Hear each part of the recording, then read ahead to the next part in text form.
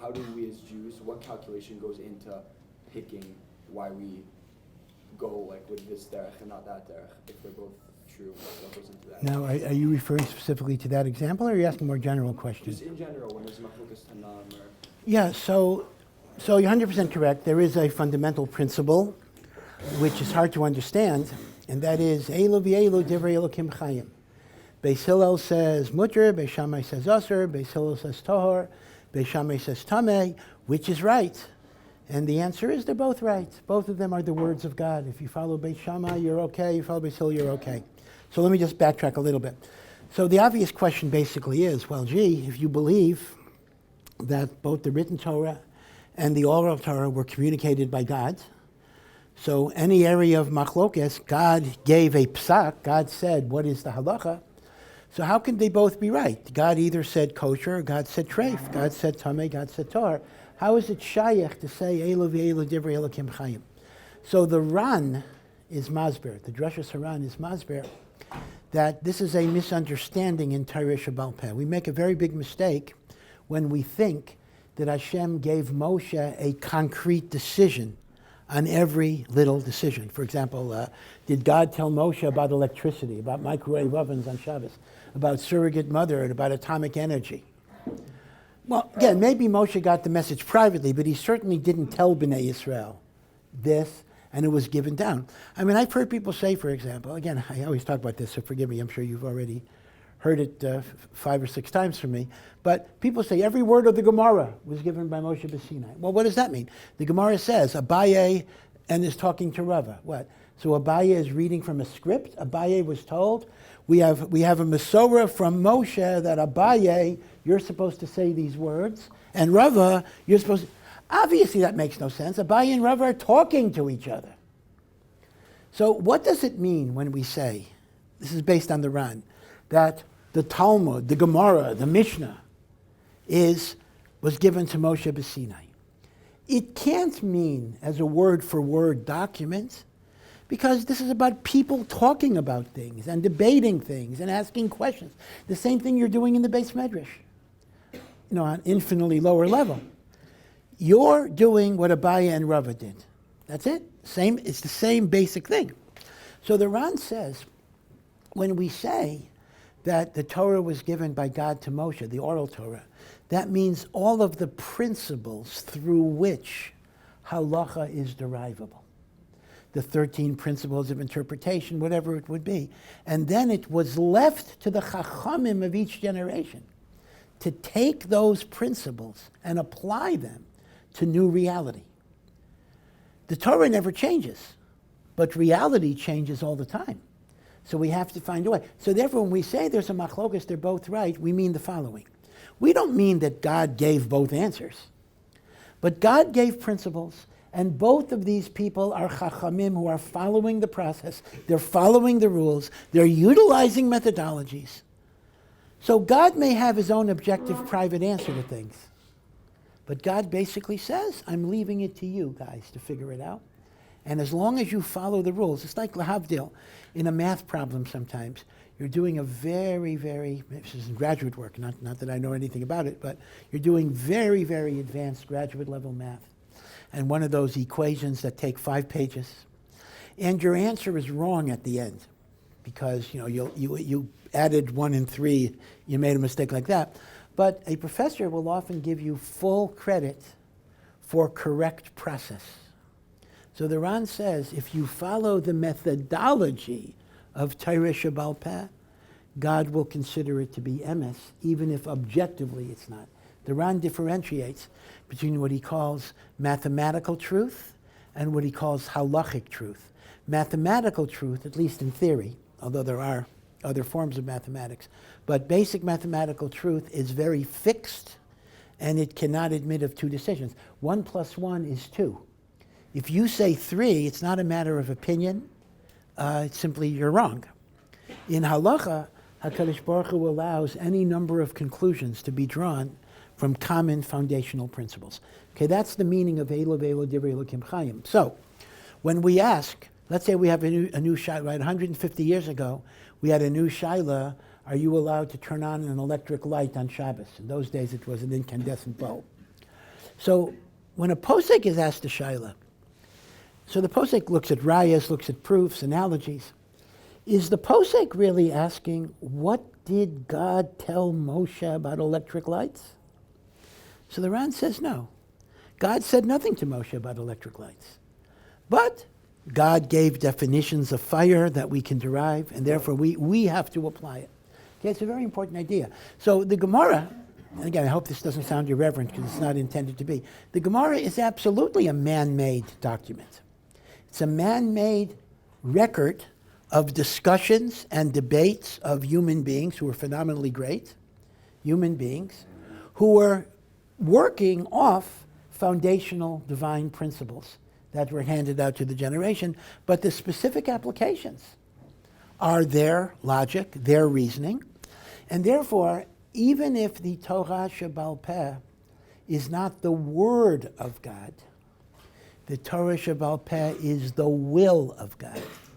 See the difference? It's not that God gave the words, but it's God's will that halacha be determined by the chachamim applying the divine principles. So it is God's will, but it's God's will that human beings be the conveyors of that truth.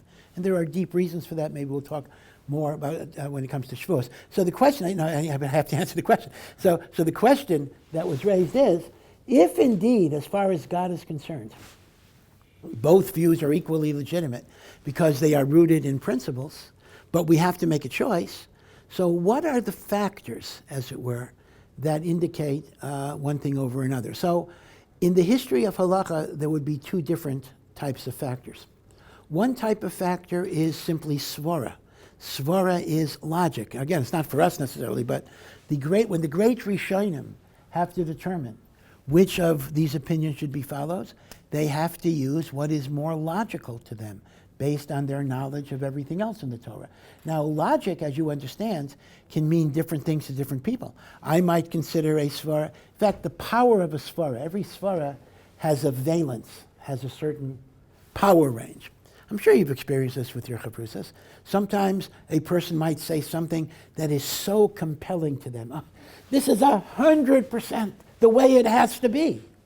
We'll call that a svara with a powerful valence. And yet, the other guy hears the same svara. Maybe they don't even understand it. Or if they understand it, they say, okay, I'll give it a positive 0.1 charge instead of a positive, 85, charge.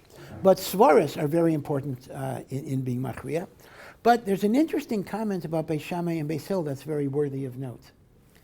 The Gemara itself says, if Elu v'Elu divrei Elokim chayim, why is it that the halacha is like Beis Hillel? What's right? Beis Shammai is equally valid. So the Gemara's answer is because Beis Hillel were more humble than Beis Shammai, and they always made the point of quoting Beis Shammai before they quoted themselves. That's why in the Mishnah, Beis Shammai is always mentioned first. Now this is extraordinary. In other words, Beis Hillel were greater in middos. Beis Hillel were greater in humility. But is that a reason to pasken like that? Because they were, we pasken like them because they're nicer guys. So you see quite an amazing thing, that middos tovos can sometimes be a factor in determining which halachic position that you're going to adopt. And that's actually a tremendous, tremendous chiddush. I wouldn't say that contemporarily, we use that as a psak, but that was one of the steps that Chazal used. So it is a complicated issue, but I would say by and large, in the historical context, it probably was the valence of svara that was b'machriya, and each neshama kind of is correlating to svara in a different way as to, is this compelling to me, is this less compelling to me? And God calibrated the neshamas of chachamim differently, that they would see things in different ways. Yeah. If we find ourselves in a circumstance, stuck without a siddur, it's time for Shemona Esrei to bench, to do Birchas Shema, Birchas HaShachar. What should we do? Should we attempt to say a bracha with a wrong or incomplete nusach, or just not attempt the bracha at all? Yeah, so the question is, again, people always ask you to repeat. The question is, if you don't have a siddur and you don't know it by heart, but you can approximate it to some degree. So you basically say, well, I can't say it right, so therefore I shouldn't say it at all. Would be a bracha levatala, or should I try to say it in my own words, which I may or may not get it right. Now, obviously, if you could literally do a translation of it that you know, although that's not likely, then for sure that's okay. But I'm assuming you're asking that you're not even going to do a translation, but you'll pick up the general idea. That is a very, very excellent question. Lamaisa, it does appear that at least b'diavad, not lechatchila, as long as you get the tochen is the content of the bracha, and you're able to do the chasima of the bracha even in translation. So you will say, "Blessed art you, God, the creator of lights," etc. So what I'm saying is you can't improvise on the chasima, but if you can do the tochen of the bracha in any language and do a translation of the chasima, that b'diavad would be a valid form of tefillah, and therefore you should try to do it that way. Now let me point out, when it comes to Shmona Esrei, there is an especially powerful argument that you should do it that way. Let me just mention a very famous machlokas about tefillah, not about krias, about tefillah. The shita of the Rambam is that davening to Hashem every day is a mitzvah d'oraisa. There's a chiyuv d'oraisa to daven to God, and that's based on a sifri that darshans on the pasuk, ule'avdei b'chol levavchem, you shall serve God with all of your heart. What is called avodah of the heart? Tefillah. But the Rambam says the following: the nusach of tefillah, Shmona Esrei, is midrabanan, and doing it 3 times is midrabanan. But the oraisa, you gotta do it once in your own words. So now that's the Rambam's opinion. According to Ramban, however, Ramban basically says that there is no chiyuv d'oraisa to daven. There's a chiyuv d'oraisa to say krias shema twice a day. And there's a chiyuv d'oraisa that when you're in trouble, you should daven to God. But to simply create a chiyuv of davening every day, the Ramban says is legamri midrabanan. And therefore, you don't have, in other words, like the Rambam, you have a 2-tier davening system. You have d'oraisa tefillah, which is of any length in your own words once a day. And then you have a rabbinic tier of Shmona Esrei, 2 or 3 times a day, depending on whether Ma'ariv is a chiyuv. 2 tiers, a d'oraisa tier and a drabanan tier. According to Ramban, however, there is no d'oraisa tier. All you have is drabanans, which means you either do Shmona Esrei or it doesn't count for anything. So here's the thing. If you don't have a siddur and you don't know Shmona Esrei, at a minimum, you should pray in your own words to God, because according to the Rambam, that would be the fulfillment of a mitzvah d'oraisa. Your question would only be if you followed the Ramban that says Shmona Esrei is the only way I can be Yosei Tefillah. So what do I do if I don't know Shmona Esrei? So then I gave you the idea of the tochen of the brachos and the chasima. But even if you couldn't do that, and therefore, at least according to Ramban, you wouldn't be Yosei Tefillah, like the Rambam, you should still daven in your own words because of the mitzvah d'oraisa. You see? And since we don't really have a hachra, if the halachas like the Rambam or the Ramban, you certainly must be choshesh to the shitas HaRambam. Does it make sense? That's what I'm saying.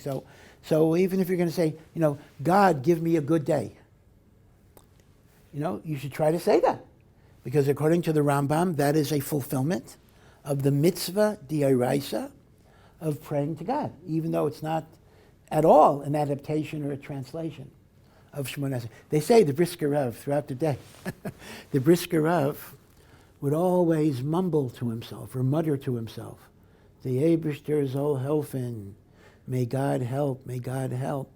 So people think he was so nervous that bad things were going to happen that's why he was always asking Hashem for help. He says, no.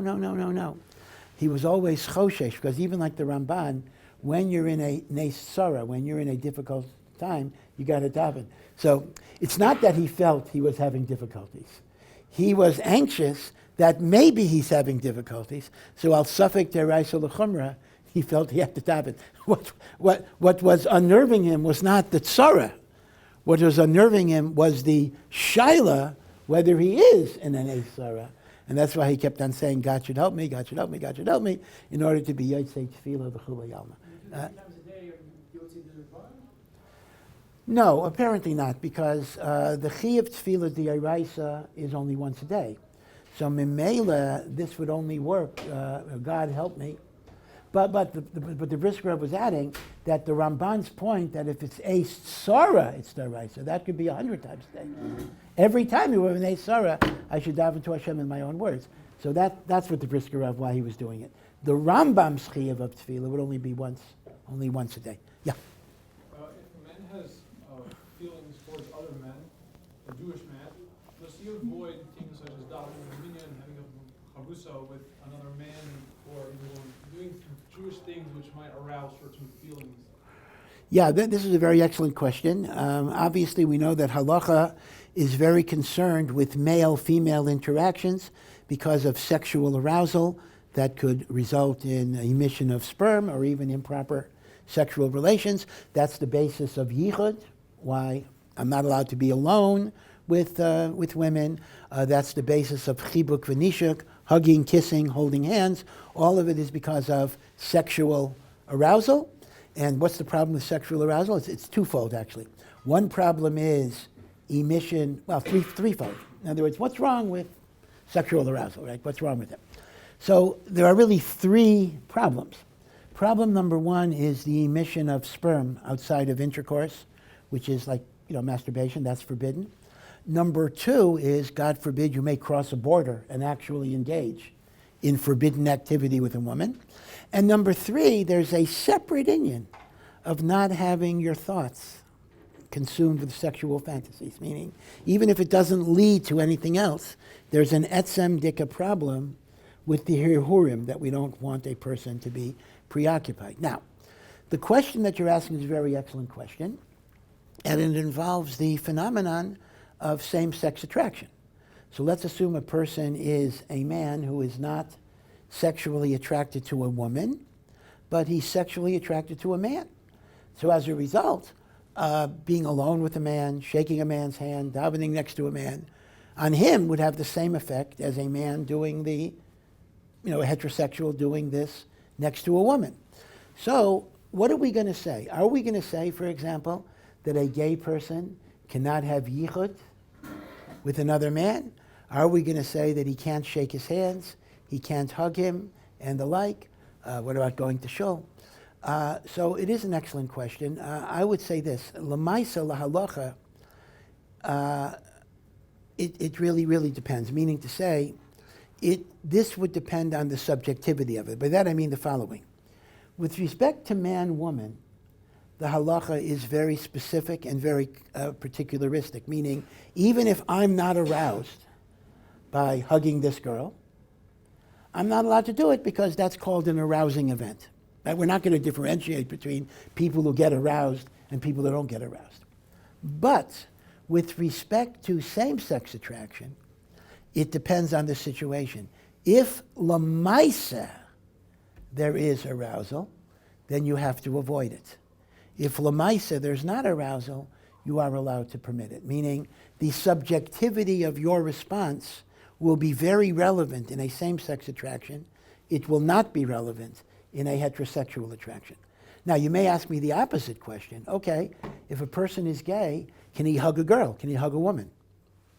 The answer is no, because once again, at a minimum, there's a maris ayin. I mean, you see a man hugging a woman, right? So that's going to be usher as well. Okay, so I would say it very much depends on the person, about chavrusas and everything else, but the question of tefillah b'tzibur is a little more difficult. Is a gay person who wants to be frum, and by the way, there are gay people who really want to keep mitzvos, and they come in different varieties. Some have same-sex attraction, and they don't violate the halacha. That's a very heroic, difficult situation. There are people who literally have same-sex attraction and they don't cross any boundaries. They are tzaddikim mamish. Other people may sometimes be nichshal, but they want to keep as many mitzvahs as they can. That too is worthy of encouragement.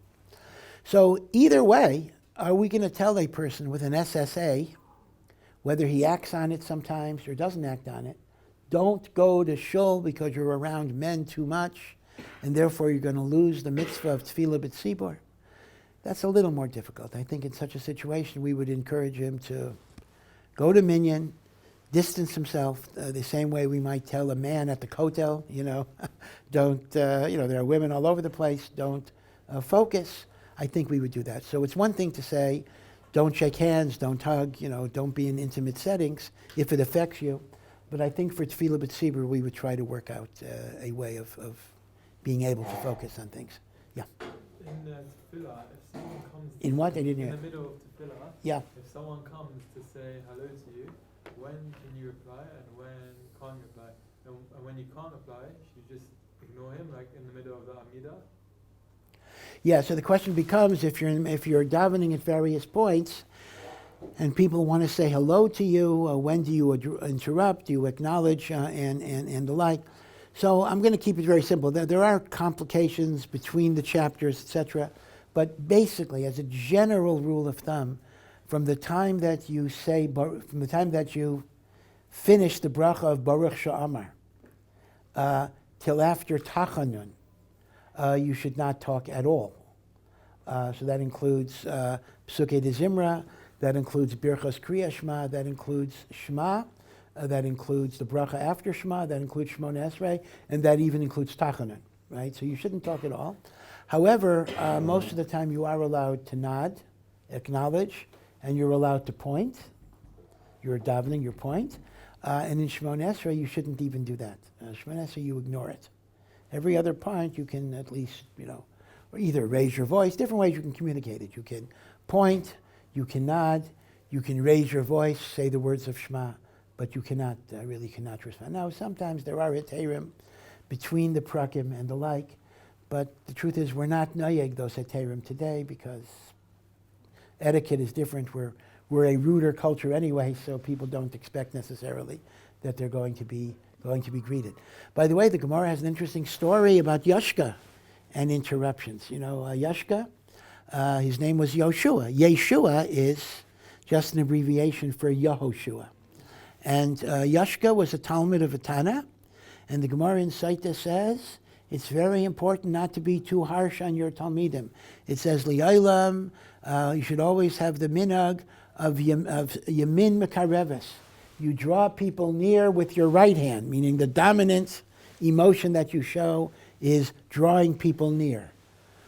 And Daicha Bismo, right? You push people away. When you have to give them discipline, do it with your left hand, which is weaker, meaning discipline and rejection sometimes have to be used, but they should be the weaker force, and the kiruv should be the stronger force. Not like a certain Tana who was too harsh. So it mentions that this Tana was once with his Talmud Yashka at an inn, and the word for inn in Aramaic is ushpiza. Now ushpiza has a double meaning. Ushpiza can mean the inn, or ushpiza can be the female innkeeper.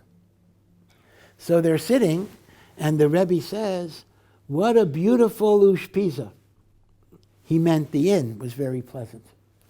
And Yashka thought he was talking about the woman, and Yashka said, nah, I thought her eyes are too close together.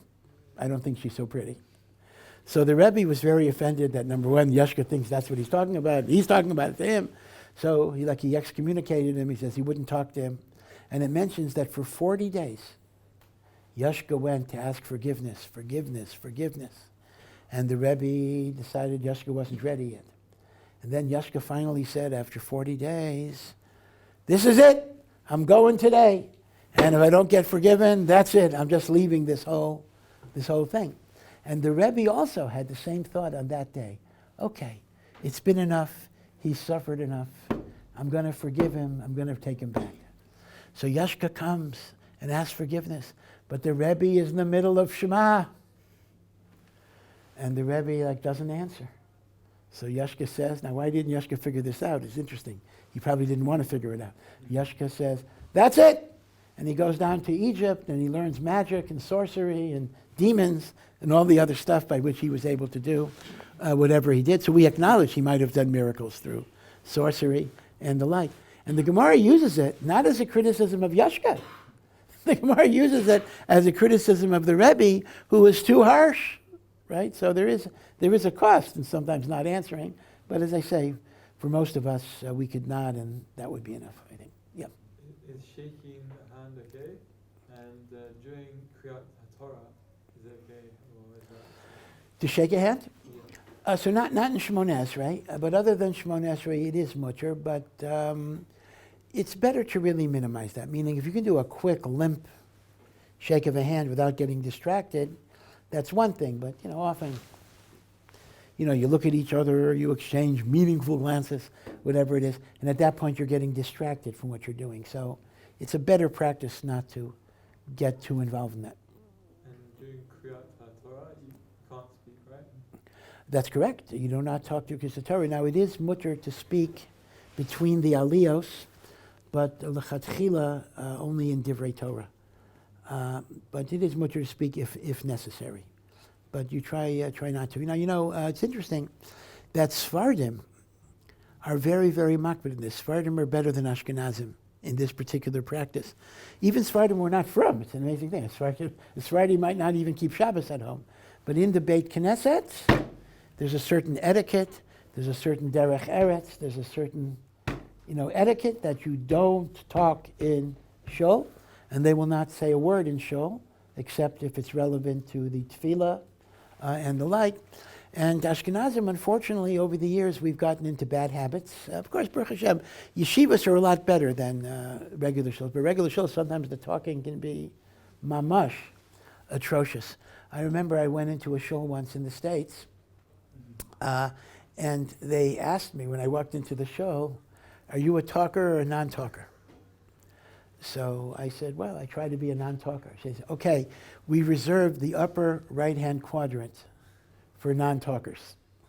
So they have one or two rows of people who don't talk. The rest of the show, the talking was mitchila v'yad sof, Shmoneh Esrei, whatever it was. There was no time when people were not talking. So you couldn't even, it was a small room, you couldn't even hear the chazan. So it's a shreklicha thing. Now, the Mishnah Berurah brings a very scary thing. The Mishnah Berurah talks about, and by the way, let me point out, there are two dimensions here. There is the halachas of not talking during davening. That's a set of halachas. There's another set of halachas of not talking in a beis knesses, meaning you're not even davening at all, but you're in a beis medrash where you learn, or a beis knesses. Then you're not supposed to stop and have conversations. That, bichlal, people don't keep at all. But keep in mind, there's two different things. There's rules about davening and there's rules about shuls. A separate halacha in two different places in the Shulchan Aruch. So the Mishnah Berurah brings from rishonim that there were rishonim who said that during the Crusades, many shuls, many people died and many synagogues got burnt. It was because of the aveira of sichas chullin in a beis haknesses. You didn't treat the beis haknesses with kedusha, so God takes it away from you. Ad kedei kach. It was gairem, the chorban of batei knesiyas. So one of the great gedolei Acharonim was the Taisus Yom Tov. You've heard of the Taisus. If you ever look at Mishnayos, you'll see that the Taisus Yom Tov is kind of like a Taisus on Mishnah, right? The Bar Tanura is like the Rashi on Mishnah, and the Taisus Yom Tov is like the Taisus on Mishnah, going through Pilpul and different things. So the Taisus Yom Tov was the Rav of Prague in the 1500s. He was a Talmud of the Maral. His Rebbe was the Maral. And the Taisus Yom Tov was Rav Yom Tov Lipman Heller, was his name. And he composed a special Misha Berach. Misha Berach, we bless people after the Torah reading. A special Misha Berach for people who don't talk during davening. That God should give them life and health and the like. But many rabbis decided not to do it, because when you add an extra Misha Berach, that just increases the talking. That's the paradox. We'll say an extra Misha Berach for people who don't talk. There'll be more talking during the Misha Berach. So they figured maybe they were better off not saying it. But that's a very big inyan of not talking during davening. And now with cell phones, I mean, sometimes people actually have Now, I'm not dealing with another issue that people raise sometimes. You see more and more that people have their siddur on their, if they have a smartphone, whatever, God forbid no one has a smartphone, but whatever, they have a siddur on their phone. Is it okay to daven from a phone? The truth is, it is okay. I mean, I'm not going to get into the hashkafa that it looks bad. So I'm not talking about davening from a phone. That, you're using your phone for a siddur, that's okay.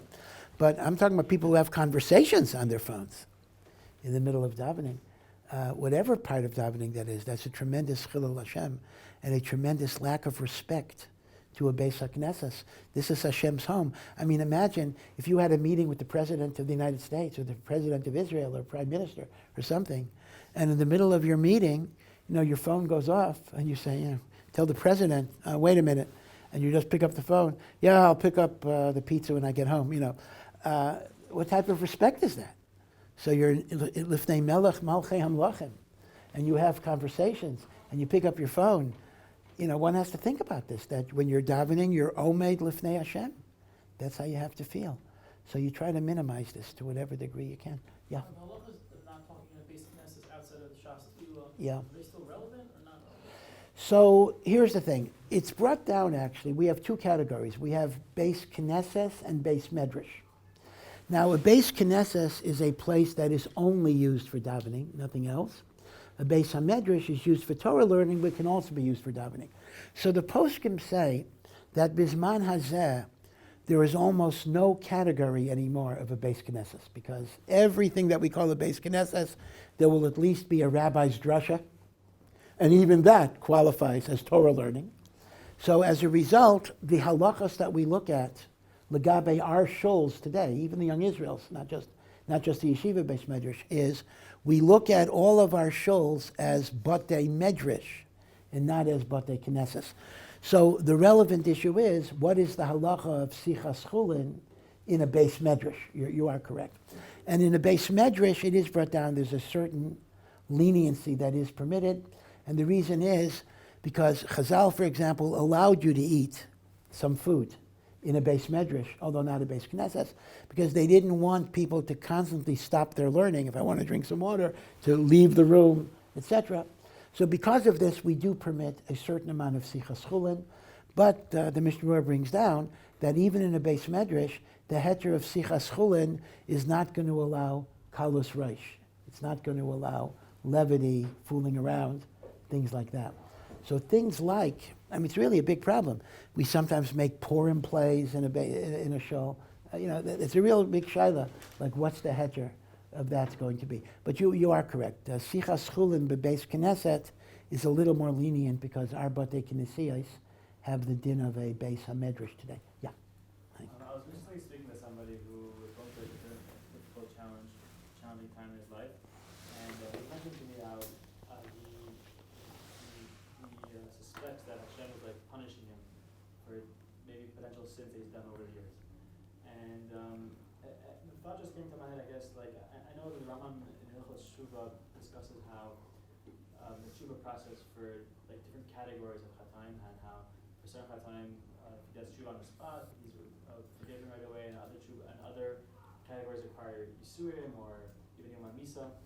And the question I had was that is it possible for a person to commit a mistake or commit a sin without having any consequences in some way?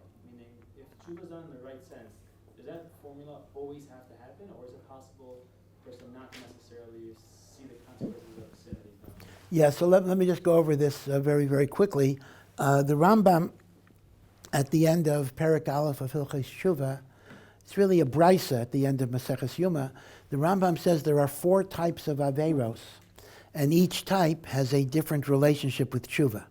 We'll go from category 1 to category 4, and category 1 will be the lowest sin. So 1 to 4 is going from lower to higher. The lowest sin is simply omission. I failed to do a mitzvah taseh. I didn't read Shema. I didn't put on tefillin. That's an Aveira, but since it's not an action, all you need to do is sincere tshuva. God forgives you. There will not be any other consequences once you do tshuva. That's category 1. Category 2 is much more chamor. I transgress a negative commandment. I ate chazer. I spoke lashon hara. There I did a maisa aveira. So there, tshuva is necessary, but you also need the cleansing power of Yom Kippur. You're not in a state of forgiveness till you've afflicted yourself through the Yom Kippur fast days. Okay, category 3, going up, is I do an aveira where the punishment, when there was a beis din, is the death penalty or kores, premature death. So there, you need tshuva, you need Yom Kippur, and you need a certain amount of suffering in the world. Now, the suffering can be major or could be minor. Suffering could be anything. Suffering could be you missed your bus. Suffering could mean you put your hand in your pocket to take out 5 shekels, and you only took out 2 shekels. Or suffering, God forbid, could be serious illness or poverty. How much suffering is God's cheshbon? We don't even know. But there has to be some suffering. There cannot just be tshuva for it. And then category 4 is worst of the worst. And that's an aveira that's so bad that tshuva doesn't help, Yom Kippur doesn't help, suffering doesn't help. You remain with that sin on your back, on your head, your whole life, and only death itself can give you atonement together with everything else, and that's desecration of God's name, Chilul Hashem. Now, if you think about this, Chilul Hashem doesn't even have to be an aveira otherwise. In other words, I was rude in line, I pushed, I did something that people look at me and say, it's very scary. If that's what a Ben Torah does, then that's an ugly thing. Chilul Hashem, the worst of the worst. No kapara till death. Now, the emissaries, Rav Steinman would explain that this doesn't mean every Chilul Hashem is that way. Because Chilul Hashem itself has many, many levels. There's a Chilul Hashem that I was a little rude in a line. And there's a Chilul Hashem that, I cheated the government of, 10 billion shekel for a yeshiva. So Rav Steinman meant some Chilul Hashems can be so bad that there's no kapara, but other Chilul Hashems might be like any other aveira. So that's comforting. That's a good thing to know. But the other thing to know is that all of the Svarim tell us that tshuva itself has many, many, many infinite levels. And there is what you might call regular tshuva. I regret what I did and I want to be better. But then there's a tshuva that is so deep and so transformational that you're literally a different person. And those types of tshuvas can even avoid the yisurin, the suffering, and everything else. So the short answer is that the Rambam is stating things as they generally are, but yes, there are types of tshuva that are so deep. They're very rare, by the way, though. They're very rare, but they can uproot everything. They can change everything because you've gone through a whole process in which you are literally a new person from the inside out. Now, the other thing, though, I think it's important to know, you mentioned that this person is feeling that God is punishing him for his sins. There are 2 ways of looking at that. Even if that's true, and we really don't know, but even if that's true, I think there's a constructive way of looking at it, and there's a destructive way of looking at it. The destructive way is, God hates me, he just despises me, he wants to hurt me, he wants me to suffer. That's not emes. Even when God is punishing as the nature of spiritual therapy to make you better, to make you stronger, to fix you up so you can connect to him in Olam Haba. So it's important, maybe punishment is not even the right word. I think spiritual therapy is a very good word for Gehenna. Gehenna can be described. If you ever had, I hope none of you had this, but you may know people that had this. A person has an accident, a person breaks his legs in a skiing accident. Very, very serious accident. And it takes months and months and months, maybe years, to be able to walk again. And sometimes you walk into a hospital and you'll see a person they're trying to train to walk, and the person will be screaming, the person will be crying, the person will be begging, let me go back to bed. Don't make me do this. The pain is so awful. It really can be. To try to relearn to walk again can be excruciating. And what the family does, and I've seen this myself, and the wife is crying, the wife is sobbing that she's putting her husband through this. But she knows she has to, because that's the only way he's going to walk. That is almost a perfect analogy, Lanias Daiti, of what Gehenna is. Hell is hell. No question about it. But it's not a hell to punish. It's not a hell, I hate you and I want you to suffer. It's the spiritual therapy to repair a broken soul, so the soul will be able to go to Olam Haba and connect to HaKadosh Baruch Hu. When the soul is broken, it's not capable. So if he can understand that even if it is a punishment, and we don't know if it is, it's not a punishment out of vengeance, anger, hatred. It's a punishment out of love for a therapeutic goal. That is why, now, this gets us into big controversy, and once again, I don't want to get into the perennial Manis-Friedman debates that somehow I always get dragged into. But is there a concept in Judaism of eternal damnation? Is there a concept, right? Everyone knows that the famous Chazal, that Gehenna lasts no longer than 12 months. But are there people so bad that Gehenna, hell is forever? Gehenna is forever and ever and ever. To be honest, is Hitler burning in Gehenna forever and ever and ever? To be honest, there are some Chazals that do talk about eternal damnation, some Chazals. But, and I'm just trying to be honest with you, if you think about it, the logic of eternal damnation is very, very difficult to understand. Because if the tachlis of Gehenna is to be mesakein, a broken soul, so it can be connected to God in Olam Haba, if a soul is so broken that it can't be fixed, it would seem, would it not, that the correct solution would simply be oblivion. Throw it into the garbage. What would God's purpose be with eternally torturing somebody? That would be, again, we shouldn't say it about Hashem, but that would sound like being sadism.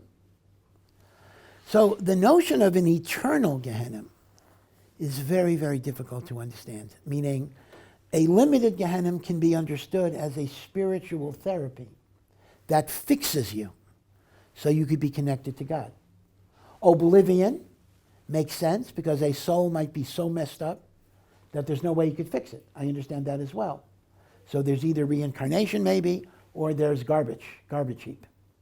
But the notion that the soul remains alive and is going to be tortured forever and ever, what would God get out of that? Like, what would the tachlis be? This is something to think about. The problem is that there are some sources that say Gehenna is only 12 months, which makes sense. There are a few sources that talk about eternal Gehenna, which is a bit of a tzorechiyun exactly. What would God's purpose be in eternal damnation? Yeah. There was an Acharon before the First World War that said, he wrote a letter that said there's going to be two wars, and then there's going to be two world wars, and then there's going to be the war of emunah.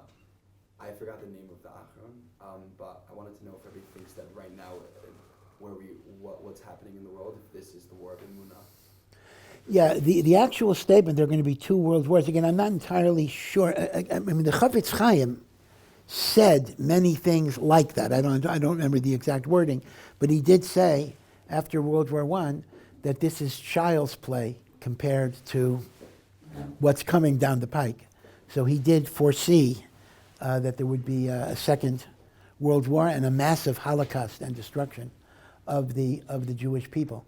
The war of emunah, though, makes a lot of sense because we have these two world wars. Now, Baruch Hashem, right now we don't have a world war, but although you don't know what can become. But a war of emunah we certainly have, because we live in a world in which all of the values of the Torah are under attack. All of the values. Not just bein adam lamakom, but bein adam lechavero, gender identity, sexual identity, abortion, all of these different issues. And we also live in a world where hatred against Jews is growing every single place, not only in Eretz Yisrael. Now, people always say, oh, Eretz Yisrael, so dangerous, how can you live in Eretz Yisrael? Well, what on earth is going on in America? Columbia University, which it was predominantly a Jewish campus, I don't know, for years and years, maybe it still is.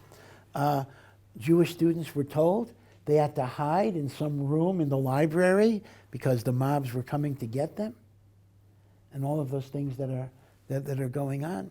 So in many, many ways, there are two ways Hashem gets the Jews to Eretz Yisrael. One is we get pulled by Kedusha. We get pulled here. That's the good way. The other way is we get pushed out of the gullus. In other words, if I don't see the good of coming here, I get pushed out. So unfortunately, we're operating with a push philosophy. But as I say, as the Jews get more and more hated, as Israel gets more and more reviled, as we get accused of being Nazis, right? There have been many, many people, you go to mainstream media, people are comparing the state of Israel to Nazi Germany and the like, and what's going on in Gaza to Holocaust, not just apartheid, that's one thing. Now it's Holocaust level and the like. So yeah, our emunah is being challenged quite a lot. And Hashem is waiting to see who holds out, who has the commitment to stay with HaKadosh Baruch Hu, even when times are very, very difficult. There's no question that the Mishnah in Saita, and everyone should look at this Mishnah. The last Mishnah in Saita talks about all the different signs of ikvasa de Mashiach, in the footsteps of Mashiach. And you can just go through the list and you see so many things that are happening today are the footsteps of Mashiach. So but again, I'm not sure I can identify precisely your quote, but the Chafetz Chaim said many, many things along those lines. Yeah. There's a friend in my 13-year-old daughter asked me, why is it not tzanuah for a girl to play sports or perform or speak in front of a public mixed crowd, while it is not considered problematic for a boy? I have a hard time articulating this up in the Rav could live in. Yeah, so this is let me repeat, this was a question from a 13-year-old girl who asked her father, why is it not modest, why is it not tzanuah for a girl to play sports or to give a public speech when her brother, who also was supposed to be modest, can certainly play sports? Although in some Haredi communities that's not allowed either, but let's assume the boys can play sports, and the boy can obviously publicly speak, say a Devar Torah. What is exactly unsanua about it? So first of all, I do want to commend the young lady for recognizing, as implicit in her question, that obligations of tznius are not only for women, they are for men. Men have obligations of tznius as well.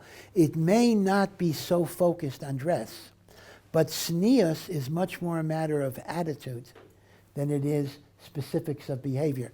Tznius is behaving with modesty, reticence, not trying to show off, not trying to be ostentatious, kind of a simplicity of life. Men should be tzanuah, women should be tzanuah. Hatznei halachas in Hashem Elokecha comes from Micha. What does God want from you? Avas chesed, shimru mishpat, to observe justice. Avas chesed, love kindness. Vatznei halachas, and to walk with Hashem with modesty. So it is important that tznius applies to men as well. But women have a particular obligation of tznius, simply primarily because of the sexuality in the man-woman relationship.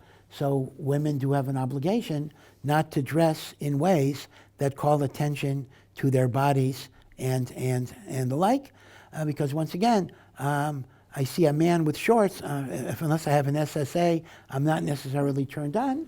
A girl may be a different type of situation. So it's not that only women have tznius and not men, but the particulars of tznius may have a unique application to women. Now, that does not yet answer your question. Okay, so I understand, I assume the young lady understands why girls have to dress modestly, covering the knees, covering the elbows, loose-fitting clothing, which, by the way, may even be more important than length, right? Sometimes you see in the modern Orthodox community, maybe even the Haredi community, a very, very unfortunate phenomenon in which everything is the right length, but it's 2 sizes too small. So the body is accentuated in all sorts of ways. That is actually, I don't want to be too explicit about this, but that is actually more provocative than short. So it's not just length, it is also the looseness that doesn't accentuate the anatomy that much. And by the way, men should be the same thing. Again, I don't want to be too explicit, but sometimes pants might be so tight that everything is visible, kind of, and that is absolutely improper. Gedolim have said that men should not dress in ways that accentuate their anatomy either. That is a lack of tznius. But okay, but with all of that said and done, I haven't answered the question yet, and that is, okay, the girl is dressed tzanuah, the girl's clothing is loose enough and everything else. What is wrong with the girl giving a Devar Torah in public at her bas mitzvah to, let's say, a mixed audience, let's say, to a female audience? There is no problem. And what is wrong with her playing sports? So let me take the bas mitzvah speech first. The truth of the matter is, what can I say? I'm an American rabbi. I was the rabbi of a right-wing modern Orthodox show. So to me, I have to admit, I don't have a visceral reaction like a girl giving a bas mitzvah speech is the worst sin in the world. Indeed, I had it done. If a girl wanted to give a speech in my kehillah, it was okay. So my first answer is, there's nothing particularly wrong with it anyway. But those who are more to the right, more Haredi, do feel that it is a way of a girl drawing attention to herself. And once men are focusing on the girl, then who knows, that could lead to some type of improper thought. So the issue that they would consider is drawing attention. Drawing attention. Again, as I say, I don't have much of a problem with it, but this would be the idea. Girls should not do things that draw attention to them in the eyes of men, because God forbid that could break down some barriers of tznius. The question becomes, how far do you take that? And I'm asking this as an honest question. Can a girl do a piano recital? Is that a lack of tznius, right? If I have an 11th grader in Beis Yaakov and she plays piano, and it's not kolish, nobody's singing. She's just playing the piano. But if she's a soloist, everybody's watching her play the piano, is that going to be a problem? I don't know. Ask the people who are against girls speaking, would they be against a piano recital? I'm just throwing it out as a question. Now, what about sports? So it really depends what the questioner means. If you meant, she wants to play on the boys' basketball team, well, there's obviously a problem there in co-ed sports because, she's with boys, there's be touching and everything else. So that's, I think, very pashut. It's very obvious why a girl cannot play on a sports team with boys, maybe other than her brothers, if they want to do their own hockey league or whatever it is. So that's pashut. So I'm assuming that the question that's being asked, if it's separate girls' sports. Once again, I will plead guilty as being the modern Orthodox, right-wing Orthodox rabbi. I don't have a big problem with girls playing sports in separate women's-only leagues, not in public places with mixed audiences. But if it's mixed audiences, even if it's, mom and dad, parents are watching, you do have a problem, and I think the sports issue is more of a problem than the speech issue. The speech issue, the girl is giving a speech. The sports issue, she's moving around, she's jumping, if she's wearing a basketball jersey, basketball jumper, she's not dressed tzanuah, depending. So there are problems. Again, if it's mixed, for sure not. If it's girls only, theoretically it could be mutter, but if it's done with a mixed audience, I think there are going to be tznius problems. I mean, let me just remind you, I don't want to be too graphic, but consider the male athletic coaches of girls' sports programs and the trouble that a number of them got in because of sexual improprieties. In other words, things happen. When you don't keep these boundaries, and you're just, I'm working with the girls' basketball team. A lot of bad things happen. There are people serving life sentences in jail because they were the male coaches of girls' basketball teams. So the wisdom of the Torah in creating these boundaries, people think, oh, it's so old-fashioned, it's so anachronistic, you're afraid, I'm alone with a woman, I'm going to rape her. What's going on there? Aren't we civilized people? Well, the answer is maybe we're not so civilized people. If you look at employment manuals, let's say you apply to work for IBM or Westinghouse, some big company, and they give you an employee manual. They're going to tell you now things that sound like they're translations from the Shulchan Aruch. He says, if you are working with a woman after 5 p.m., be sure there are other people in the office. Keep the office door open. Men are not supposed to hug women. So where does this come from? IBM, they learned the Shulchan Aruch. Now, it's not that the heads of IBM became Baalei Tshuva. That's not what happened. They were afraid of sexual harassment litigation. They're afraid of being sued. It's totally, Me Too movement. It's totally shalom lishma. But what do you see from this? You see from this that even secular society recognizes that there have to be boundaries. There have to be separations in the male-female relationship because, frankly, sexuality can get out of control. You may say, oh, that's so old-fashioned. Well, it's not old-fashioned. It happened, and it happens. And it happens today. So I think that would be the problem with girls, aspects of girls' sports. Yeah. In Sefer Yehoshua, we find that all the Jews born in the door of the Midbar had to be finally circumcised before entering Eretz Yisrael. Yeah. And the Midrash explanation I've heard is that there wasn't a favorable wind for recovery after a bris. For me, this has always been very difficult to understand how Bnei Yisroel was over on the middos of bris of Korban Pesach, both Chayv Kares, just because there wasn't a favorable wind. Could Rabbi please help us explain why this? So this is really referring, once again, in the Sefer Yehoshua. This, in fact, was the Haftarah for the first day of Pesach that we read a few weeks ago. It mentions that one of the first things Yehoshua did after Bnei Yisroel crossed the Yarden River was all of the men had to circumcise. Even though they were adults, they had to do a bris, because it mentions all the Jews who left Mitzrayim, all the men who left Mitzrayim had a bris milah, but all of those who were born in the desert did not have a bris milah. Now, of course, most of the people who were born in the desert, well, they were born in the desert, so obviously they were not they were not nichlal in the Meraglim, so they came to Eretz Yisrael, but all of those people needed a bris before the Korban Pesach. So the Gemara now the pasuk in Yehoshua doesn't give a reason. What would the reason be that the people who were born in the deserts did not have a bris? Doesn't give a reason. So the Gemara in Yevamos does give a reason, and it says that when you are traveling in the desert, when you're moving your baby around, and you never know when you're going to have to travel, doing a brit milah was a sakana, would be dangerous. But there's a certain medicinal healing quality of the northern wind that facilitates recovery. And after the Chet HaMeraglim, one of the ways we were excommunicated by God is we didn't have the benefit of that northern wind, and therefore we were exempt from bris milah because it was a sakana. So it was a bona fide exemption. Now, I imagine that as a religious Jewish person, people would feel awful that they're going through the whole desert experience without a bris milah. It's an awful thing. But nevertheless, halachically, it was called pikuach nefesh, and that's what the Gemara says, the reason why there was no bris. Yeah.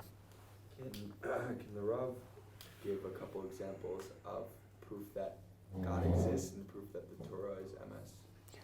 Yeah, can I give a couple of examples that God exists and that the Torah is true?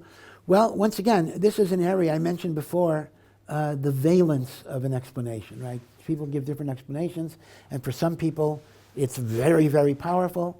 Other people, it leaves them a little cold. They don't see the compelling nature of it. For me, let's first talk about the existence of God. Then I'll talk a little bit about Torah. These are two different issues. You understand they are two different issues, because I could believe in God as the creator of heaven and earth, but I don't automatically believe that God gave mitzvah. So, in a sense, you can believe in God without the Torah, but you couldn't believe in the Torah without God. In other words, if you say that the Torah is divine, then that presupposes there's a God. So it's asymmetrical in which one proposition can exist without the other, but the other proposition cannot exist without the first one. In terms of evidence of God, I would say is the structure of the universe itself. And the truth of the matter is, the more one delves into science, the more one will be convinced that there was a cosmic intelligence behind everything. This was Albert Einstein. Albert Einstein did not believe in a personal God that gave mitzvos. That's very unfortunate. But he did believe that there must be an architect to the laws of science. Because the universe is, on one hand, there are billions and trillions of phenomena in the universe, but they can be subsumed under predictable, stable laws. There are only 4 forces that explain billions and trillions of phenomena. There's electromagnetism, there's gravity, there's what's called strong force and weak force. That explains everything. And the major project in physics is to try to see if we could discover one force that explains those other 4. That's called the theory of everything and the like. Now, that means we live in a world where there's coherence, where there's structure, where there's intelligence that's very, very evident and visible. Now, if there was not a creator, if there was not an intelligent designer, why would you expect to find coherence? There would just be randomness. There would just be chaos. There would just be disorder. Who would be the architect of any type of structure if there is no architect? So point number 1 is the coherence and structure of science. Now what's amazing is that this is something that even an atheist is behaving as if they believed in God. I mean, there are many scientists who are atheists, I'm not going to deny that. But every scientist is looking for the underlying laws that explain things. But if you don't believe in God, then why would there be underlying laws? What's your assumption? Why are you assuming you're going to find any type of regularity? Why are you assuming that if I throw up a pen and it goes down, it's automatically going to go down the next time? Why? Law of gravity? Who made the law of gravity? Who made it that it would happen? So I do think that in a deep way, the coherence of science and the notion of scientific law is evidence of a creator. Now, I'll mention another aspect of this, and this is called the anthropomorphic principle. And that is, anthropomorphism just means taking the shape of a human being. There are certain conditions that have to be necessary for life to exist. Life cannot exist unless you have conditions of temperature, certain nutrients in the atmosphere and the like. And all of these elements exist on planet Earth. Whether they exist on other planets, we don't know. As far as we know, we have not yet discovered another planet in which all of these conditions are met. Now here's the question. What are the probability that all of these conditions are met? Meaning, if the Earth would be a few miles closer to the sun, it would burn up. If the Earth would be a few miles further from the sun, it would become an ice ball, a ball of ice. It has to be exactly where it is. And again, I don't have a whole list here, but there are like hundreds of conditions that have to be met. Stephen Jay Gould, who happened to be Jewish, he's not alive anymore, he was a very eminent professor in Harvard University. He was also a dyed-in-the-wool atheist, unfortunately. So he didn't want to admit there was a God, but he said, it sure seems as if somebody invited us to this party. Something was created so we could be here. It's so unlikely. So coherence coupled with the anthropomorphic principle, I think, are probative indicators of God. The third thing I would call your attention to is the existence of the Jewish people. Now, some people like this, some people don't, but to me, it's very compelling. The Jewish people logically should not be here at all. We don't make sense. We were numerically a small nation. All of the great empires of the ancient world tried to destroy us. In modern times, we had the Crusades and the Holocaust. And even today, Hamas wants to destroy us. Why are we around? And not only are we around, we're not like around in a cave in Afghanistan. We're around in very positive ways. You know, when people say the Jews control the world, I mean, you know, they're not far wrong in terms of the influence that Jews have in the world. It's way out of proportion. If you ask the average person what percentage, let's say, of the U.S. are Jewish, so they'll say, oh, it got to at least be 45%. It's like what, less than 1%? It's a very tiny percentage. So it's so miraculous, it's so illogical that there would be a Jewish people, that it's almost as if, I think we have to say, that God had a mission. Now, we may not keep that mission, I understand. We flub it all the time. Yeah, I got that. But God kept us here because we have a purpose. And I think that's pretty good evidence of God, the evidence of the Jewish people. Another issue that I would bring up is, how do you explain, now this would be more of a controversial proof, how do you explain morality? Most people, unless you're psychopathic, by the way, psychopaths are scary people, because a psychopath is not like a crazy person. A psychopath is a normal person who literally has no conscience. It's the most eeriest thing. You know, some guy is crazy, like Hitler is foaming at the mouth, okay. But a psychopath sits here, you know, talk like anyone else, and they just have no conscience. So I once saw an interview with a psychopath, a woman, and she was saying, you know, people have the wrong idea about me. I don't get up in the morning and I want to dismember 10 people. She says, I only kill if there's a reason for it. She says, I don't randomly, you know, you don't have to be afraid of me when I go into a supermarket. Unless, you know, you're holding up the line, whatever. Okay. But be it as it may, unless you're a psychopath, most of us have conscience. Most of us have a sense of morality. Most of us feel that certain things shouldn't be done. It's wrong to kill. It's wrong to steal. Now, here's the question. If you don't believe in God, why shouldn't I kill? Why shouldn't I steal? What is the essence of morality within the human personality, minus a God that planted it in me? Dostoevsky says in Crime and Punishment, without God, all things are permitted. What's wrong? If I want your sneakers, why shouldn't I kill you? Exactly how a psychopath reasons. I'm not going to kill you, Stam, but I want your sneakers, so I'll kill you. What's the problem? And yet, most people recoil at that.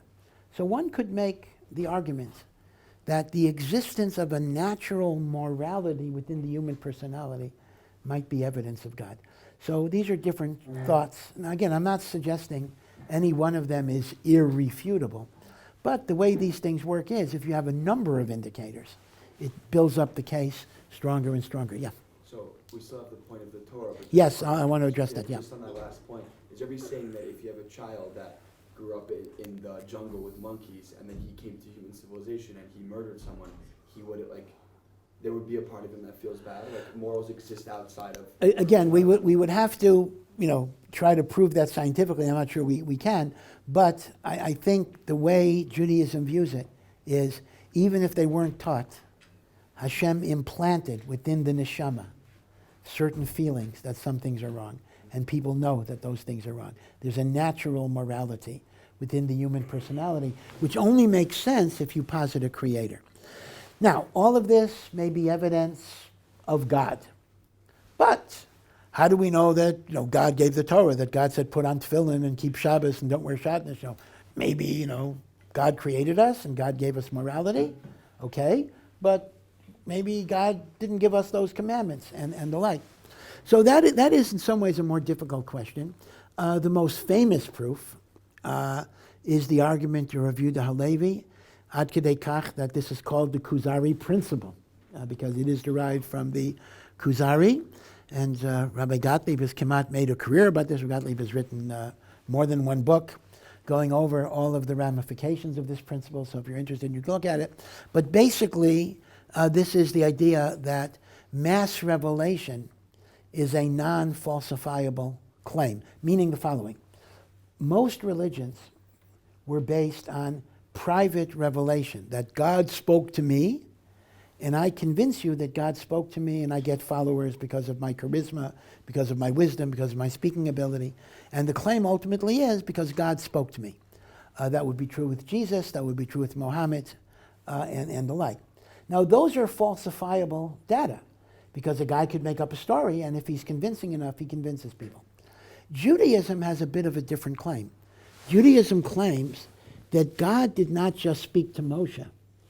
God spoke to 3 million people.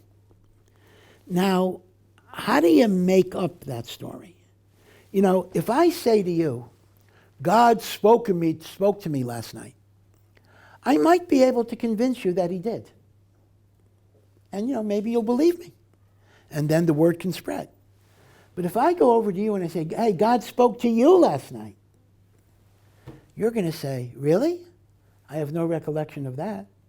And if I say to everybody in this room, God spoke to all of you last night, well, you know that wasn't the case. So how do you start off with a claim that God spoke to 3 million people unless it actually happened? In other words, this is a lie that you can't get away. This is a lie that you can't get away with, and therefore it got to be true. This is called the Kuzari principle. And many say that this is considered to be proof of the revelation at Sinai. Now I want to say, I have to, again, I try to be honest, sometimes maybe too honest, and that is the Kuzari principle is not a complete proof. At most, the Kuzari principle can prove that God gave us the 10 Commandments at Mount Sinai to 3 million people. But here is the problem. There is much more in the Torah besides the 10 Commandments. Now, the rest of the Torah, we did hear from Moshe. Moshe went up to Mount Sinai for 40 days, and then he came down and gave us the Torah. So the mass revelation argument only works for the Aseret HaDibros. The mass revelation argument does not work for the other 603 commandments of the Torah. At that point, if you're cynical, Judaism and Christianity focuses on are standing on the same footing. God told me something, you got to trust me. That's why the Kuzari principle is not all-encompassing. However, the Torah seems to indicate that part of the Sinai revelation to the 3 million was that Moshe Rabbeinu is God's authorized representative. Therefore, even though we got the Torah from Moshe, not from God, but in the mass revelation, God certified Moshe as the authoritative messenger. So that would be the difference. Rabbi Kellerman, many of you might know him or come across his book. He wrote 2 books. One is called Permission to Believe, which are 4 proofs for the existence of God. I'm not sure how much they overlap with what I said. And the other is Permission to Receive, which is on Matan Torah. So he literally wrote 2 relatively short books on the subject. He also has a lot of lectures on YouTube, but these 2 books might be something you can look at for both of those questions. Yeah. So, why was it necessary for the Torah to enumerate so many of the nuances regarding like the cehunah and whatnot, and not like talk more about, especially because nowadays a lot of it isn't so practical, and not talk about middos or stuff that's more practical for later generations? Yeah, it's a very excellent question as to the amount of space the Torah allocates to different topics. There are many, many fundamental areas of Judaism, fundamental mamash, that the Torah barely addresses, even something like Shabbos. If you collate all of the verses in the Torah about Shabbos, so you'll get maybe 15 verses. If you take all of the verses about leprosy, saras, you have around 80 verses. Much more about saras than about Shabbos. and the like. And then you have details of korbanos, details of cehunah, and the like. So I don't really have a complete answer for this, other than, at least in your particular question, although it doesn't answer the question in general, is that the Torah understands that Kohanim are were designed to be, although it's not today, but when there's a Beis HaMikdash, they're supposed to be the spiritual leaders of Am Yisrael. And therefore it's necessary to define their roles in very precise and technical terms, because otherwise you have the problem of an abuse of power. Because when I'm put in a position where I am your spiritual leader, there was always a danger that I could abuse that position. And therefore the Torah wants to define the role very specifically, define the qualifications, and that way, to use modern terms, there is transparency. People know exactly what the Kohen can do, what the Kohen cannot do. And in that way, a Kohen abusing his power by taking advantage of people as their spiritual leader is going to be minimized. But that doesn't answer, tzaras and various other things. In fact, I even heard it said, it's more of a modern explanation, but maybe it makes sense, that the reason why a Kohen is not allowed to come in contact with the dead is that when people are in bereavement, they're in a psychologically very weak place. And therefore the Kohen, as the spiritual leader, could take advantage of their vulnerability. Kind of saying, for example, like sometimes the televangelists, your mother would surely want you to give all of your wealth, to the church or to me, whatever it would be. And therefore the Torah says, precisely when people are most vulnerable, the Kohen should not be involved in their lives at that time. Again, that's a more modern explanation. It's not something the yeshivish world, necessarily goes into, but it's an interesting perspective about abuse of power. And I can tell you, the issue of spiritual leaders and abuse of power is a very, very relevant issue today. I don't mean chas v'shalom gedolim are holy, but sometimes you will find heads of schools or various other situations in which they have almost a Svengali-like influence, again, particularly on female students. And this has resulted in a number of tragic scandals. I don't know, again, I'm not sure if you'd bother following it, but once again, that's why charisma, I guess so many topics here, charisma is very dangerous, particularly and sometimes in some institutions, the charismatic personality, the one who lights up the room, the one who excites everybody. That's the greatest teacher. And maybe so. But charisma is very dangerous because the nisayon of charisma is it becomes much more about the teacher than about the Torah. It's no longer Hashem. It's no longer mitzvos. It's no longer halacha. It's what is called a personality cult. And the personality cult can be very, very, very poisonous. And we've seen the tragedy of it.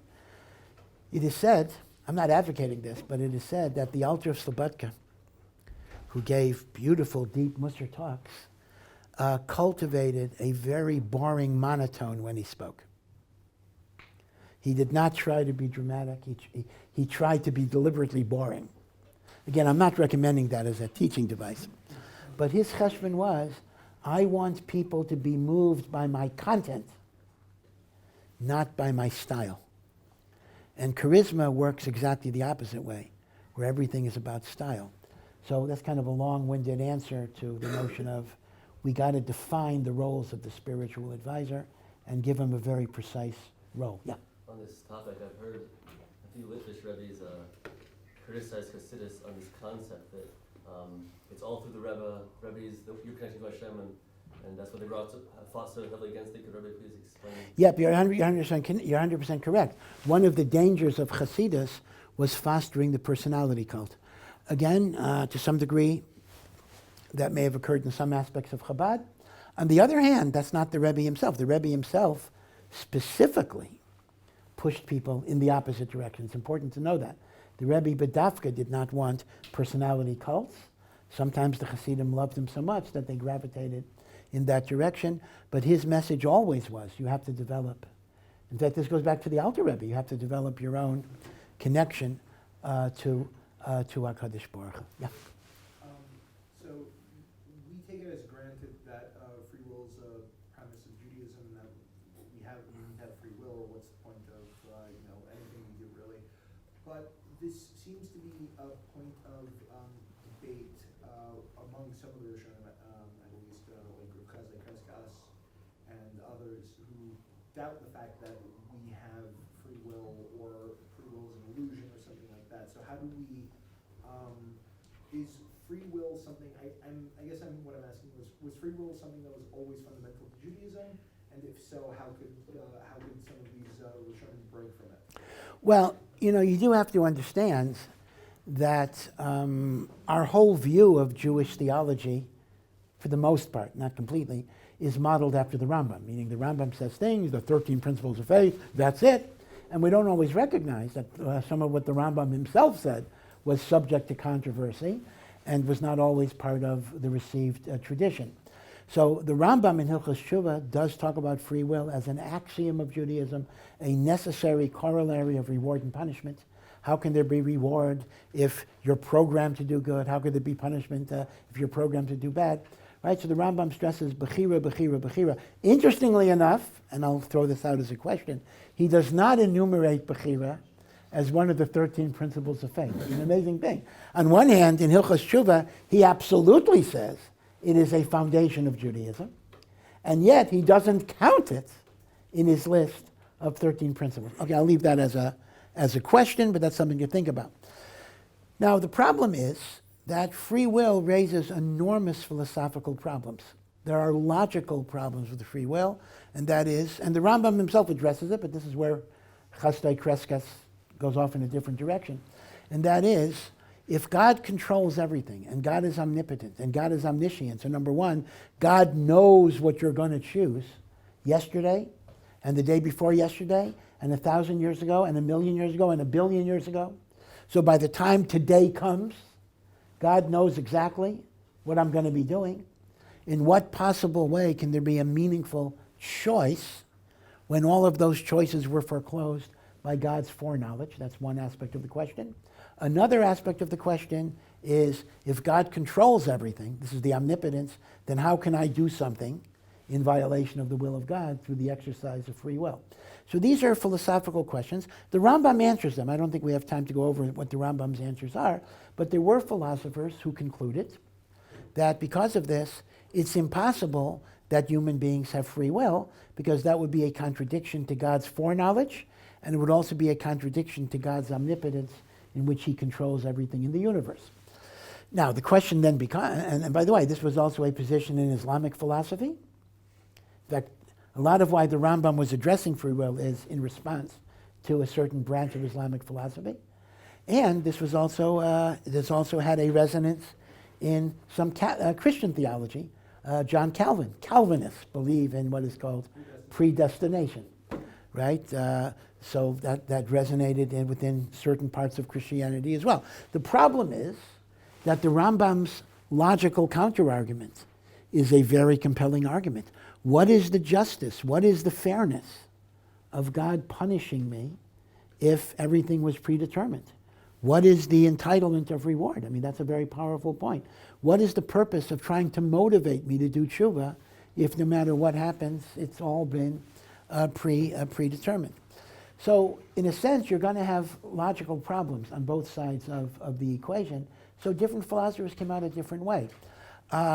So the question you asked me is, okay, what was the original idea of Judaism? It's hard to know, but it seems more likely that the Torah does emphasize choice. Consider, for example, the famous pasuk, where Hashem says, "Behold, I have placed before you the path of life, the path of death." And the very word the Torah uses is, "Ubacharta b'chayim." You shall choose life. So it seems, again, I mean, I don't want to be machriya on all of this, but it would seem that the more authentic Jewish approach does posit the notion of free will. So I think the Rambam is very correct in this particular question, but indeed it does raise questions.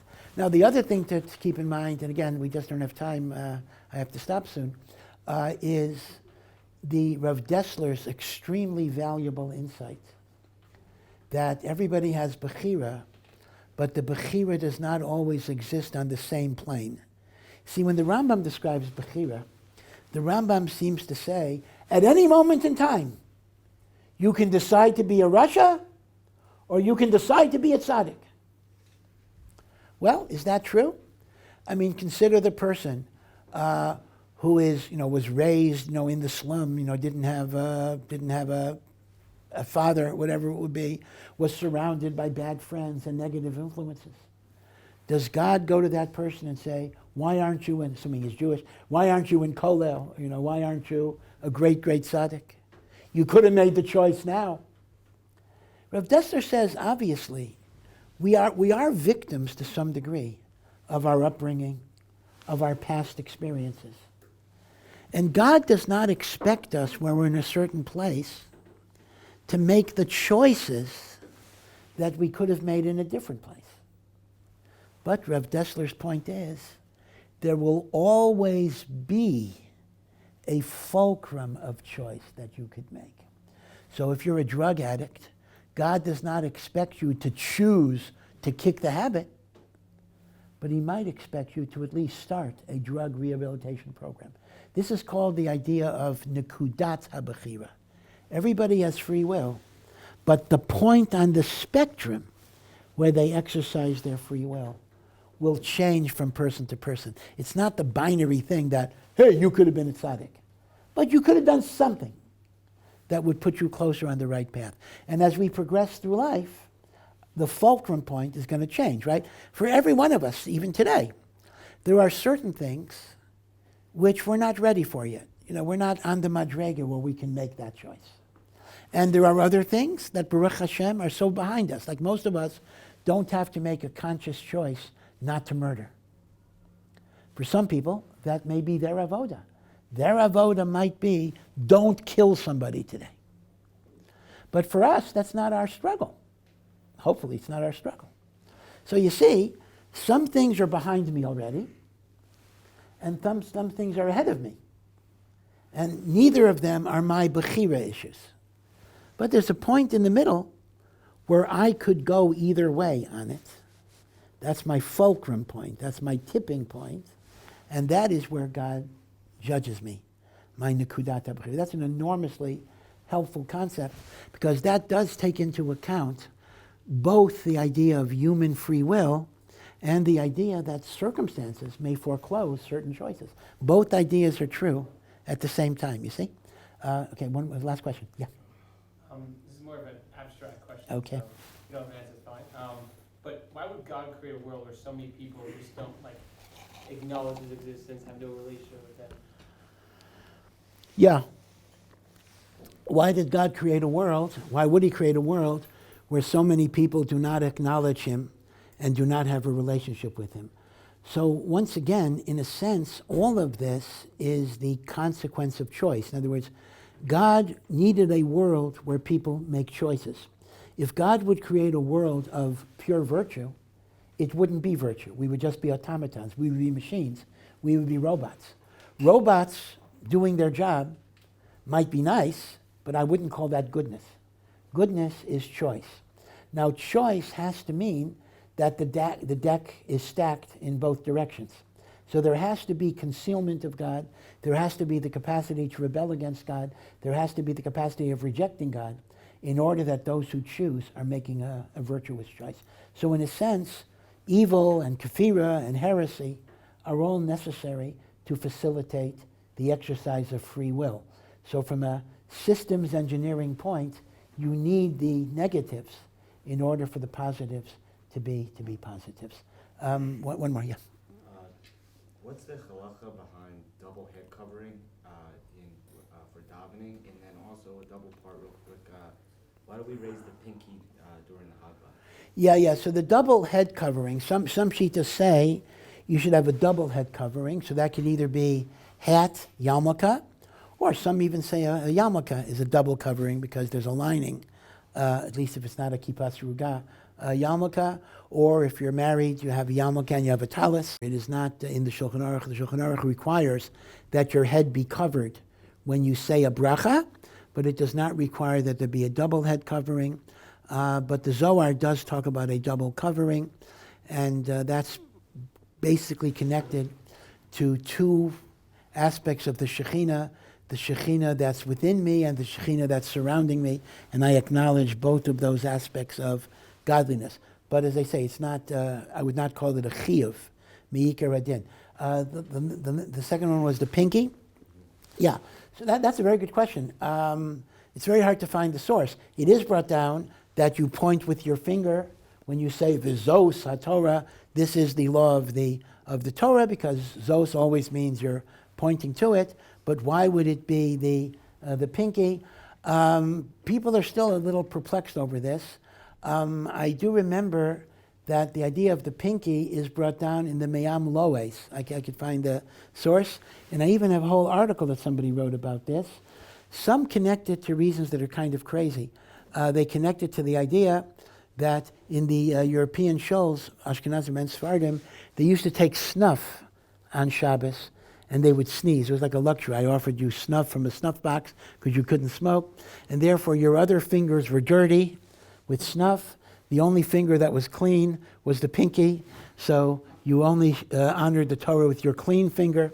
Others want to say that the pinky is the smallest finger, and therefore it represents humility, modesty, and we connect to the Torah when we are humble and not when we are arrogant. But as I say, there are different minhagim, and some people do point with their index finger. Not everybody does, the pinky itself. Yeah, one more. Yeah, last one. Yeah. I was wondering, when sending gifts to another Jew, specifically if it's a food gift, if you're sending it to someone who's not an observant Jew, obviously you're sending a kosher item, but do you have to worry about the fact that they're not going to make a bracha on the food? Yep, this is an excellent question. The Shulchan Aruch says beferish that you are not allowed to give food to a Jewish person who will not make a bracha.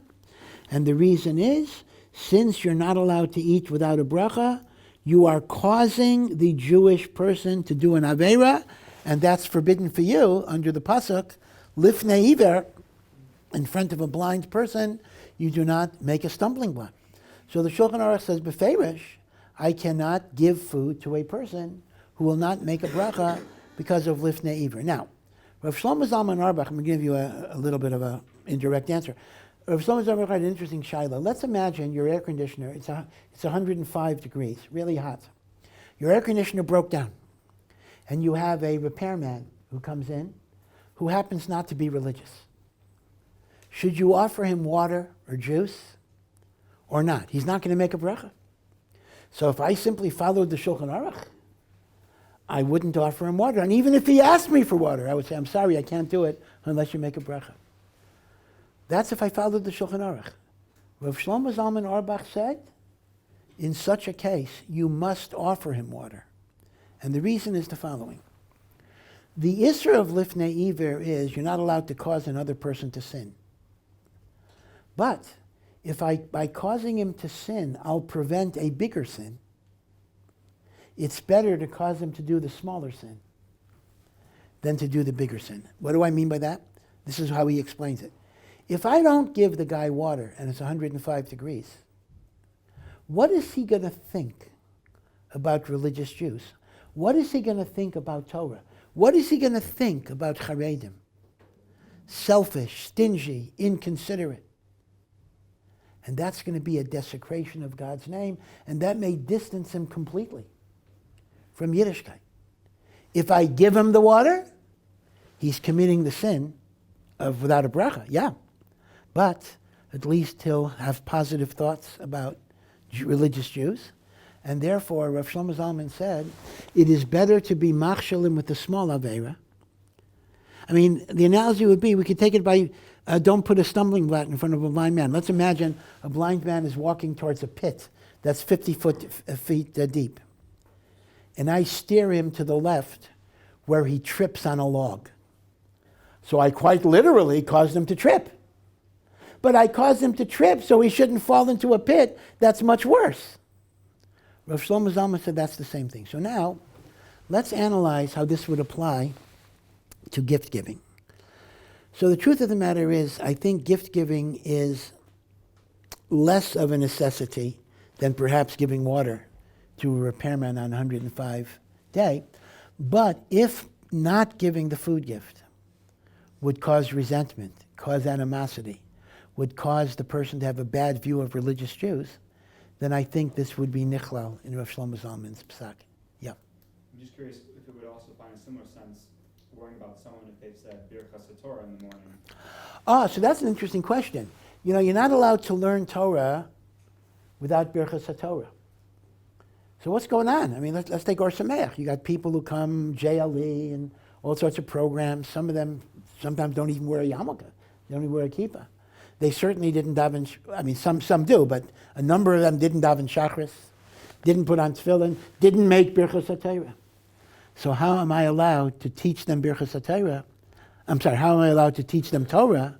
I'm causing them to commit the sin of learning without Birchas HaTorah. It's an excellent question. Once again, we kind of go with Rav Shlomo Zalman, and that is, hey, if the choice is they shouldn't learn or learn without Birchas HaTorah, it is better to learn without Birchas HaTorah than the bigger avera of not learning at all. So if you can't get them to say Birchas HaTorah yet, it is better to learn. That's a davar pashat, that we are not going to not teach people who are in the process of tshuva because of Birchas HaTorah. But it's a very good question. Is the teacher then over on putting a stumbling block? No, the answer is no, meaning to say, if he is causing the student to stumble in order to prevent a bigger stumbling block, then the teacher is not over on anything, so it's not an avera at that point. Yeah? Would there be a way that the teacher can have the student in mind and say the bracha?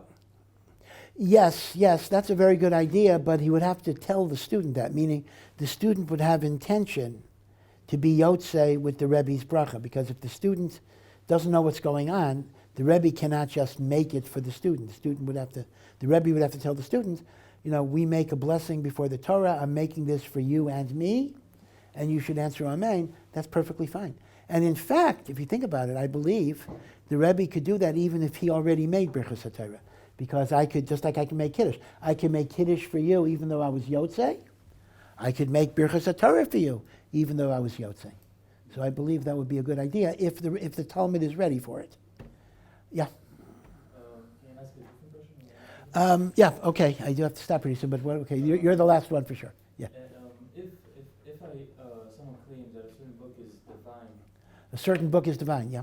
and so if I claim that, but if you understand that God is above logic, that means that if I find contradiction in a book that I claim to be divine, basically worthless, because I cannot, like, for example, if someone says the New Testament is divine, let's say, Yeah. then it doesn't matter if there are contradictions in there, Because God is above logic. Yeah. Yep. Very interesting question. But I think our answer would be this. Our answer would be that God in his essence is above logic. But when God has made a decision to communicate to man, it must be in a way that is comprehensible and accessible to human intellect.